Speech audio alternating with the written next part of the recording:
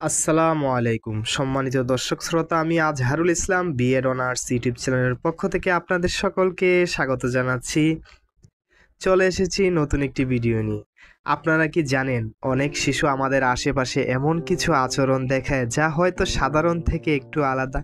এই আচরণগুলো কখনো কখনো অটিজম স্পেকট্রাম ডিসঅর্ডারের লক্ষণ হতে পারে। আজকের ভিডিওতে আমরা জানব অটিজম কি এবং এর প্রাথমিক লক্ষণগুলো কিভাবে চিনে নেওয়া যায়। চলুন আলোচনায় ফিরে যাই। অটিজম কি? অটিজম এক ধরনের নিউরো ডেভেলপমেন্ট ডিসঅর্ডার।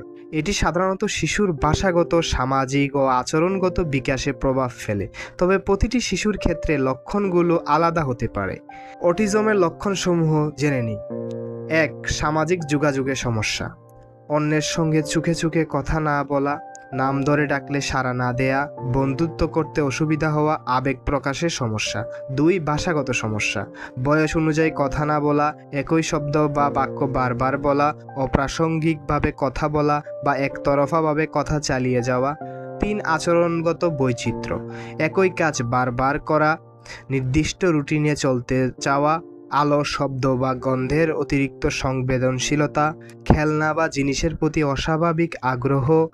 ৪. চোখে পড়ার মতো অঙ্গভঙ্গি বা শারীরিক আচরণ, হাত নাড়ানো, দোল খাওয়া, ঘুরে ঘুরে হাঁটা ইত্যাদি। চলুন এবার আমরা জেনে নিই কখন বিশেষজ্ঞের কাছে যাবেন।